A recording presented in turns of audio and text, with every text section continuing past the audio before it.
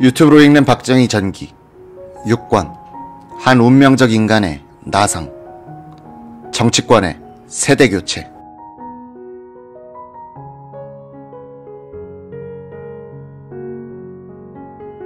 김정열 주미대사는 새벽잠에서 일어난 박정희 의장에게 워싱턴의 상황을 설명했다. 여기 상황을 종합해보니 대부분의 국가 원수들이 장례식에 참석하기로 되어 있습니다. 김현철 수반을 보내기로 하셨다는데 여기 사정을 감안하셔서 각하께서 꼭 오셔야겠습니다. 아, 일이 그렇게 됐소. 하지만 총선이 며칠 남지 않아 내가 떠나기가 정말 곤란한데. 김 대사는 거듭 참석을 건의하면서 대서관의 참모들도 같은 의견이라고 덧붙였다. 박정희는 알았소 하고 전화를 끊었다. 박 의장은 전날 전국 유세 도중 대전 유성 관광호텔에서 잠을 잤다. 윤주영 총재 비서실장이 새벽에 침실로 들어와 깨우는 바람에 충격적인 뉴스를 알게 됐다. 김용태는 그때 유성에서 국회의원에 출마했는데 박 의장에게 이렇게 건의했다고 한다. 케네디 대통령의 장례식에는 세계 각국의 국가 지도자들이 참석하는데 각하와의 정분을 생각하셔라도 꼭 가셔야 합니다. 박 의장의 일부 참모들은 총선이 더 중요하다면서 방미를 반대했다. 김용태는 다시 건의했다. 대통령 선거에서 이겼는데 공화당 의원이 좀 적게 당선되면 어떻습니까?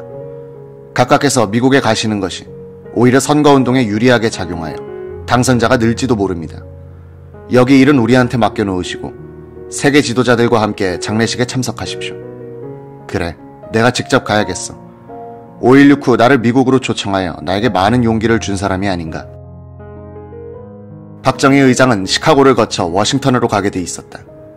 박 의장이 시카고에 도착하자 김정열 대사가 기내로 들어갔다. 박 의장은 군 선배이고 남로당 관련 수사 때 자신을 많이 도와준 김정열 대사를 보더니 자리에서 벌떡 일어나 거수경례를 하면서 명에 의해서 왔습니다 라고 농담을 했다. 아이고 죄송합니다. 여기 사정이 꼭 오셔야 할 것 같아서 무리한 말씀을 드렸습니다. 와주셔서 대단히 감사합니다. 11월 25일 박정희 의장은 부통령으로 있다가 케네디가 피살된 후 취임한 존슨 대통령을 예방, 한국인을 대표하여 조의를 전달하고 요담했다. 박 의장이 그 2년 전에 미국을 방문했을 때 존슨 당시 부통령은 비행장까지 마중 나온 적도 있어 구면이었다. 존슨은 군부가 약속대로 민정으로 복귀하는 절차를 밟고 있고 분별 있는 선거를 관리한 점에 대해서 만족한다는 뜻을 전했다. 그는 또 한일 양국에서 총선이 끝나면 국교 정상회담이 조속한 시일 내에 성공적으로 마무리되기를 바란다고 말했다. 다음날 존슨 대통령은 조문하러 온 이케다 일본 총리와 요담하는 자리에서도 똑같은 희망을 피력했다. 이케다 총리는 이런 요지의 말을 했다.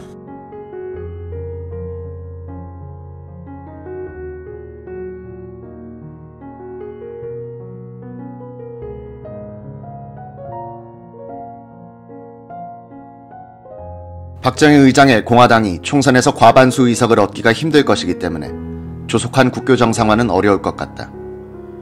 박 의장이 과반수 의석을 확보하지 못하더라도 보수적이고 온건한 세력과 연합한다면 국내 정치를 안정시킬 수 있을 것이고 일본도 가능한 한 빨리 국교 정상화 회담을 끝내는 방향으로 나아갈 것이다.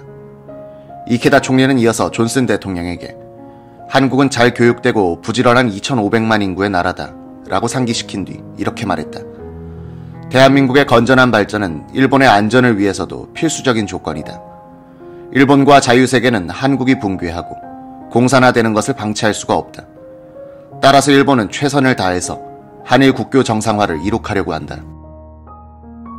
위의 대화에서 나타나듯이 한일 국교 정상화 교섭의 진도는 한국의 정치 안정과 밀접한 관계를 갖게 된다. 박정희의 케네디 대통령 조문은 존슨 대통령 정부와의 관계를 예고하는 청신호였다. 군정이란 약점으로 해서 끊임없이 미국 정부로부터 압력을 받아오던 박정희 정부는 두 차례의 비교적 공정한 선거를 통해서 국민의 심판을 받음으로써 정통성을 확립했다.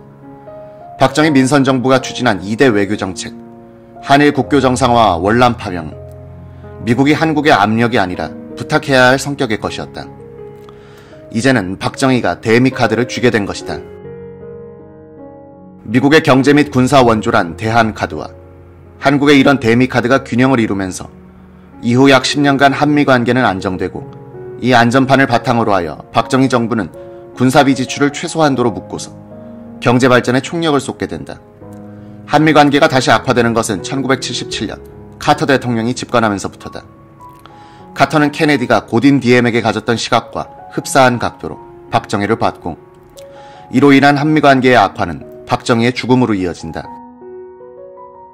1963년 11월에 있었던 고딘 디엠과 케네디의 암살, 그리고 카터, 박정희의 갈등과 박정희의 암살이란 두 장의 필름을 겹쳐서 보게 되면 뚜렷해지는 어떤 모습이 있다.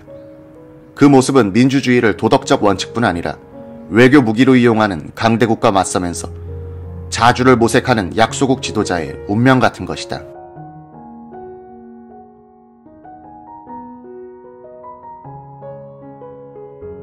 박정희와 동갑이지만 박정희보다 16년 먼저 암살된 케네디의 장례식은 1963년 11월 25일 워싱턴에서 치러졌다.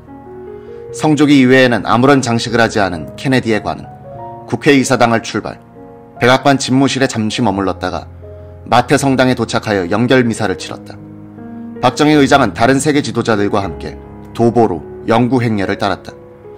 마테 성당에서는 케네디 제클린의 결혼식에서 아베 마리아를 축가로 불렀던 가수가 나와 이번에는 진혼곡으로 그 노래를 다시 불렀다.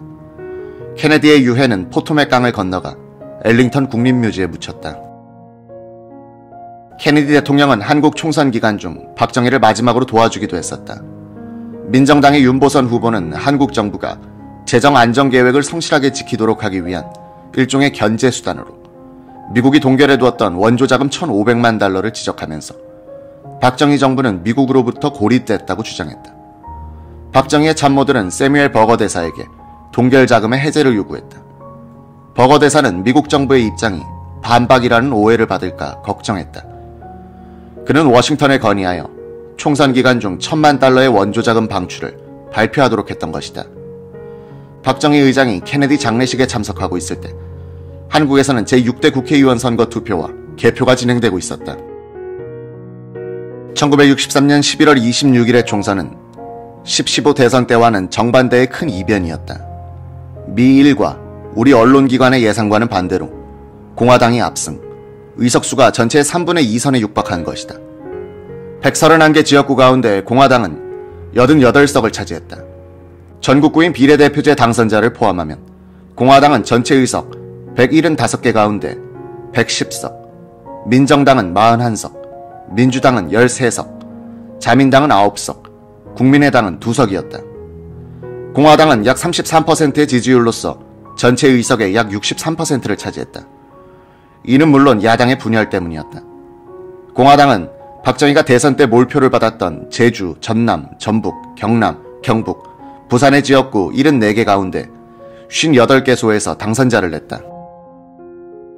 공화당이 과반수를 얻지 못한 것은 서울뿐이었다. 민정당의 김영삼은 부산의 유일한 야당 의원으로 당선됐다. 민주당의 김대중은 전남의 유일한 민주당 당선자였다. 이 총선에서 김대중은 전국적인 쟁점의 중심 인물이 됐다. 목포경찰서 정보반장 나승원 경사가 민정당을 찾아가 폭로한 경찰의 국회의원 선거대책이란 문서가 있었다. 경찰이 김대중 후보를 낙선시키기 위해서 선거운동에 개입했다는 이 폭로는 선거에서 큰 쟁점이 됐다. 박정희 의장은 신속하게 대응했다. 지령한 경찰 간부와 공무원들을 구속시키고 박경원 내무장관과 이소동 치안국장을 물러나게 했다. 김대중 후보는 약 2만 2천 표를 얻어 공화당 후보를 배의 표차로 이겼다.